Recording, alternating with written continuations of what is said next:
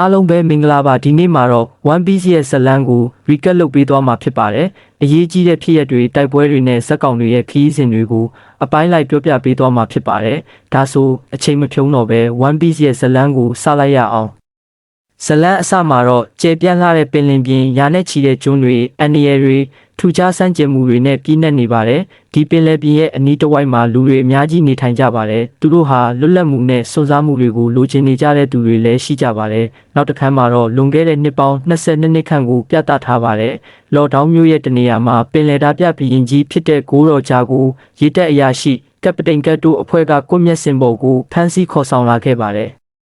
ဒါဟာသူ့လိုဖြစ်ချင်နေတဲ့လူတွေကိုထပ်မဖြစ်လာအောင်လို့လူတွေရှိမှကွပ်မျက်ပေးမယ်လို့ရေတပ်အရာရှိကတ်ကကြေညာနေခဲ့ပါတယ်။ရောက်ရှိလာတဲ့လူအများစုကသူ့ရဲ့ယတနာဘယ်မှာထားခဲ့လဲဆိုတာကိုသိချင်နေကြပါတယ်။ဒါကိုလူတစ်ယောက်ကဂိုးရော်ဂျာပိုင်ဆိုင်ခဲ့တဲ့ယတနာဘယ်မှာထားခဲ့လဲအုံမေးလိုက်ပါတယ်။ဂိုးရော်ဂျာကမင်းတို့အားလုံးသိချင်ရင်ငါပြောပြပေးမယ်ချမ်းသာမှုကြော်ကြားမှုအာနာကဘာပေါ်မှာရှိသမျှအရာတွေကိုပိုင်ဆိုင်ပြီးတော့ငါလွတ်လွတ်လပ်လပ်နေခဲ့ပြီးငါရဲ့ယတနာတွေကိုလိုချင်ရင်ပင်လယ်ထဲကိုသွားကြအဲ့မှာထားခဲ့တယ်ပြောပြီးတဲ့နောက်မှာတော့ကိုမြက်ခံလိုက်ရပါတယ်သူ့ရဲ့နောက်ဆုံးစကားတွေကပင်လယ်ဓာပြခေကြီးတစ်ခေတ်စတင်လာပါတော့တယ်ပင်လယ်တဝမ်းမှာလည်းယတနာကိုရှာဖို့အလူရဲ့ကြိုးစားလာကြပါတော့တယ်အဲ့ထဲမှာလည်းကောင်းလေးတစ်ယောက်လည်းပါဝင်နေခဲ့ပါတယ်သူကတော့ကျွန်တော်တို့ရဲ့ဇက်လိုက်ကြော်ကြီးကောက်ရိုးအုပ်ထုံမန်းကီတီလိုဖြစ်ပါတယ်နောက်တစ်ခါမှာတော့လက်ရှိ Eastport လူကိုပြသထားပါတယ်လှေသေးသေးလေးနဲ့ One Piece ကိုရှာဖို့လိုဖီထွက်လာခဲ့ပါတယ်သူ့ရဲ့အဖွဲ့သားတွေကလူ10ယောက်နဲ့ငှက်တကောင်လို့ပါပြောနေပါသေးတယ်ဆာလာပိုးတဲ့ငှက်ကိုလည်းသူ့အဖွဲ့ထဲဝင်မလာမေးပေမဲ့ငှက်လဲပြန်ပါတော့တယ်ကံမကောင်းစွာနဲ့သူစီးလာတဲ့လှေက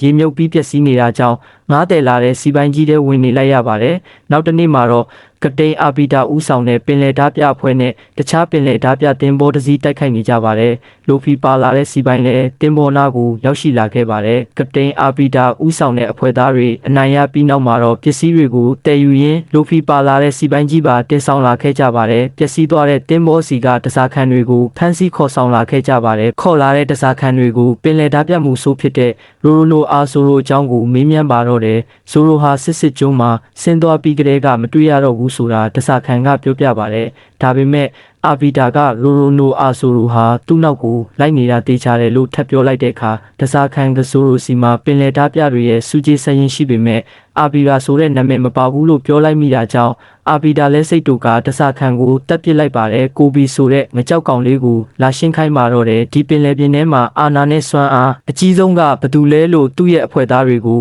အော်မေးလိုက်ပါတယ်အဖွဲ့သားတွေအားလုံးကလည်းကပတိန်အာဗီတာလို့အော်ပြောကြပါတယ်ညရောက်လာတော့ကိုဘီလည်းအာဗီတာရဲ့လက်နက်ကိုတန်ရှင်းပေးနေရပါတယ်သူရှင်းပေးနေတော့အတန်တခုကြားလိုက်တော့လိုက်ရှာရင်းစီပိုင်းတွေကလိုဖီထွက်လာတာကိုတွေးလိုက်ရပါတယ်ကိုဘီလဲကြောက်ကြောက်နဲ့အော်ပါတော့တယ်လိုဖီကစိတ်အေးထားဖို့နဲ့ဝင်သားရပါတော့တယ်လိုဖီကစားစရာတောင်းနေလို့တတိန်အာဗီတာကသူစားလို့မပြီးရင်ဘသူ့ကိုမှမစားခိုင်းဘူးလို့ကိုဘီကပြန်ပြောလိုက်ပါတယ်သူလဲပင်လယ်ဓာပြလို့လိုဖီကပြောပါတယ်ဒါကိုကိုဘီလဲမယုံမဲ့ပင်လယ်ဓာပြနဲ့မတူဘူးလို့ပြောပါတယ်ပင်လယ်ဓာပြတွေကဘလို့ပုံစံမျိုးလဲလို့ကိုဘီကိုပြန်မေးလိုက်ပါတယ်ပင်လယ်ဓာပြတွေဆိုတာလူရုပ်မှာတခိုးလူသက်သမားတွေလို့ကိုဘီကပြောပါတယ်လိုဖီလဲသူတီးတဲ့ပင်လယ်ဓာပြတွေကအဲ့လိုမဟုတ်ဘူးလို့ပြောပါတယ်လိုဖီလဲသူ့ရဲ့ငယ်ဘဝအကြောင်းကိုပြန်တွေးမိပါတယ်နောက်တစ်ခါမှာတော့လွန်ခဲ့တဲ့10နှစ်ဝင်းမေးဗီလေးမှာရှန့်စ်တိုပင်လယ်ဓာပြအဖွဲ့တွေရောက်ရှိနေတာကိုတွေးလို့လိုဖီလဲတင်ဘောစီသွားခဲ့ပါတယ်ရှန့်စ်အပါဝင်အဖွဲ့သားအားလုံးကလိုဖီကိုကလေးတစ်ယောက်လိုဆက်ဆံကြပေမဲ့သူ့ကိုအဲ့လိုဆက်ဆံတာလုံးဝမကြိုက်ခဲ့ပါဘူး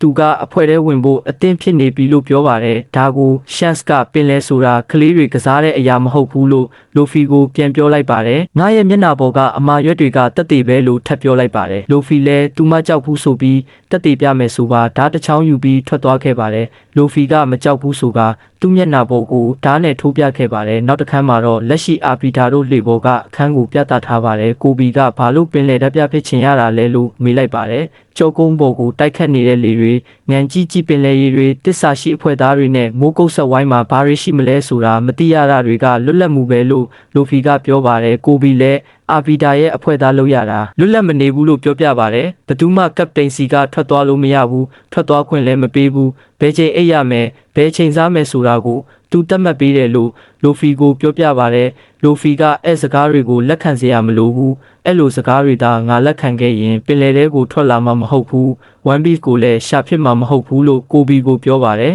ကိုဘီကကမ္ဘာတဝန်းကပင်လယ်သားပြတွေက One Piece ကိုလိုက်ရှာနေတာမို့လို့မဖြစ်နိုင်ဘူးလို့ပြန်ပြောလိုက်ပါတယ်လူဖီကငါဒီကနေထွက်သွားပြီးရင် Grand Line ကိုသွားမယ်လို့ကိုဘီကိုပြောလိုက်ပါတယ်ပင်လယ်သားပြတွေရဲ့တင်းချိုင်းပေ100မြင့်နဲ့လှိုင်းလုံးကြီးတွေနဲ့တားရဲကြီးတွေရှိပြီးတော့Grand Line နဲ့ကိုဝင်သွားပြီးရင်ပြန်လန်းမရှိဘူးလို့ကိုဘီကပြောပါတယ်ဒါကိုပြောစရာကြီးဆိုပြီးလိုဖီဝမ်းသာနေပါတော့တယ်ဒီလိုနဲ့လိုဖီကိုထွက်သွားလို့ရအောင်ကိုဘီကအပေါ်ကိုခေါ်လာခဲ့ပါတယ်အပေါ်ရောက်တော့တက်ကယ်လေးတွေရှိတယ်လို့ပါကိုဘီကကြောက်ကြောက်နဲ့ပြောပြနေပါတယ်ဒီကနေမြောက်ဘက်ကိုသွားပါရက်ပိုင်းလောက်ဆိုရင်ကုန်းမြေကိုတွေးရမယ်ထပ်ပြောလိုက်ပါတယ်ဒါကိုလိုဖီကဘဲဖက်ကမြောက်ဖက်လဲလို့မေးရင်းနဲ့လှော်တက်ကတန်တိုင်ကိုရိုက်မိပါတော့တယ်အဖွဲ့သားတွေနဲ့ကပတိန်အာပီတာတို့လည်းရောက်ရှိလာကြပါတယ်အာပီတာကပင်လယ်သားပြစီမှာသူ့ကိုတစ္ဆာဖောက်တာလားကိုဘီကိုမေးလိုက်ပါတယ်လိုဖီကသူ့ကိုသူမိတ်ဆက်လိုက်ပါတယ်ငါကမန်ကီဒီလိုဖီပင်လယ်သားပြဘီရင်ကြီးဖြစ်လာမယ်သူလို့ပြောပါတယ်အဖွဲ့သားတွေအားလုံးနဲ့အာပီတာလည်းရီမောလိုက်ကြပါတယ်အာဗီတာကသူ့ရဲ့အဖွဲ့သားတွေကိုဒီပင်လယ်ပြင်မှာအာနာနဲ့စွမ်းအားကြီးဆုံးကဘသူလဲလို့မေးလိုက်ပါတယ်သူ့ရဲ့အဖွဲ့သားတွေက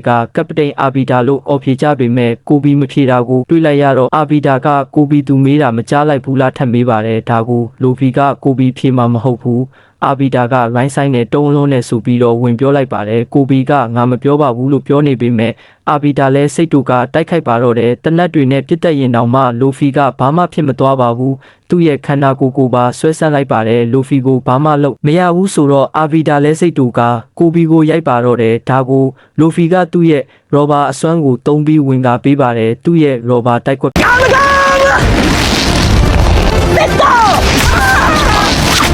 တူနဲ့ချလိုက်ပါတယ်ကပတိန်အာဗီတာလည်းပင်လယ်ထဲကျသွားပါတယ်အာဗီတာမရှိတော့သူ့ရဲ့အဖွဲ့သားတွေလည်းဘာမှမလုပ်ရဲတော့ပါဘူးဒါကြောင့်လိုဖီလည်းကိုဘီကိုပါခေါ်ပြီးငါတို့အတွက်လေတစည်းနဲ့စားစရာလိုအပ်တယ်လို့အာဗီတာရဲ့အဖွဲ့သားတွေကိုပြောလိုက်ပါတယ်နောက်တစ်ခါမှာတော့စစ်အိုင်လန်မှာပင်လယ်သားပြမှုဆိုရိုရိုနိုအာဆိုရိုကဘရိုဝတ်အဖွဲ့ဝင်ဖြစ်တဲ့မစ္စတာဆမ်မန်နဲ့တွေ့ဆုံဖို့စောင့်နေပါတယ်သူရောက်ရှိလာတော့မစ္စတာဆမ်မန်ကဆိုရိုမှာအရေးချင်းအများကြီးရှိတာကြောင့်သူ့ရဲ့အဖွဲ့ထဲဝင်ခိုင်းပါတယ်ရိုရိုနိုအာဆိုရိုကသူအလုပ်လုပ်တာအဖွဲ့မလိုအပ်ဘူးဆိုပြီးညှင်းဆန်လိုက်ပါတယ်ဒါကြောင့်မစ္စတာဆမ်ဘန်လည်းစိတ်ဆိုးကဆိုရိုကိုတိုက်ခိုက်ဖို့လုပ်ပါတော့တယ်ဒါပေမဲ့ဆိုရိုကိုမနိုင်တာကြောင့်သူပဲခုတ်ဖြတ်ခံလိုက်ရပါတယ်နောက်တစ်ခါမှာတော့လိုဖီနဲ့ကိုဘီကပင်လယ်ထဲကိုထွက်လာခဲ့ကြပါတယ်ကိုဘီကလိုဖီရဲ့ရောဘာခန္ဓာကိုယ်ကိုမေးပါတယ်လိုဖီလည်းပြောပြပါတော့တယ်နောက်တစ်ခါမှာတော့လိုဖီရဲ့ငယ်ဘဝအကြောင်းပြသထားပါတယ်လိုဖီရဲ့မျက်နှာပေါ်ကဒဏ်ရာကိုရှန့်စ်ကချုပ်ပေးနေပါတယ်ယောက်ျားတစ်ယောက်အတွက်အမာရွက်ဆိုတာတတိရှိကြောင်းပြတာမဟုတ်ဘူးသင်ခန်းစာနဲ့ရလာတာမင်းကငယ်သေးတော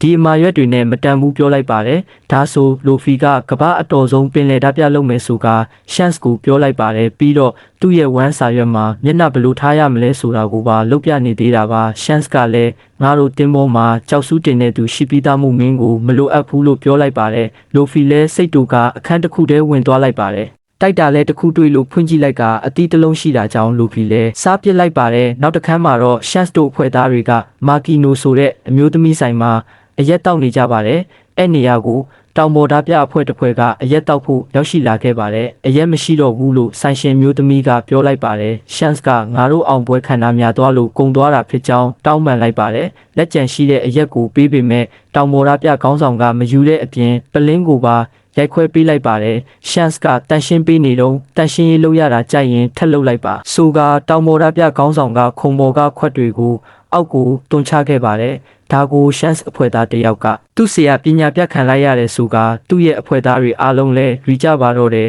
ဒါကိုလိုဖီတွေ့သွားပြီးဘာလို့ပြန်မတိုက်ရတာလဲဆိုကစိတ်တူကအော်ဟစ်နေပါတယ်ဒါကိုရှန့်စ်ကကိစ္စတိုင်းကိုအကြမ်းဖက်ဖြေရှင်းလို့လည်းမရတယ်လို့ယောက်ျားတစ်ယောက်ကတတ်မှဖို့လိုတယ်လို့လူကောင်းဖြစ်ဖို့လည်းလိုအပ်တယ်လို့ပြောလိုက်ပါတယ်ဒါကြောင့်ရှန့်စ်ကလိုဖီကိုအစင်သင့်မဖြစ်သေးပါဘူးလို့ပြောလိုက်ပါတယ်လိုဖီထွက်သွားတာကိုရှန့်စ်ကလိုဖီရဲ့လက်ကိုလှမ်းဆွဲလိုက်ပါတယ်လက်ကြီးရှည်ထွက်လာတာကိုတွေးလိုက်ရပါတယ်နောက်တစ်ခါမှတော့လိုဖီကဂို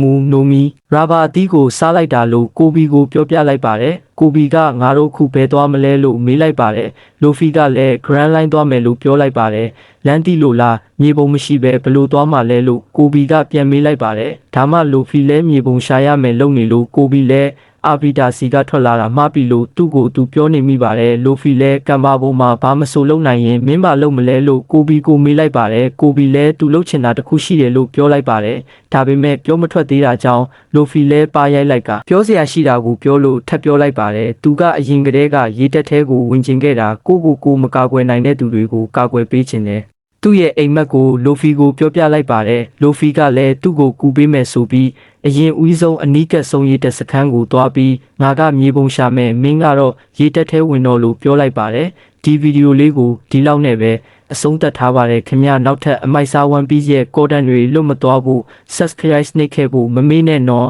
နောက်ထပ်ပင်လယ်ပြင်ခရီးစဉ်မှာပြန်တွေ့ကြမယ်အဆုံးထိကြည့်ပေးလို့မိတ်ဆွေတို့အားလုံးကိုကျေးဇူးတင်ပါတယ်ခင်ဗျ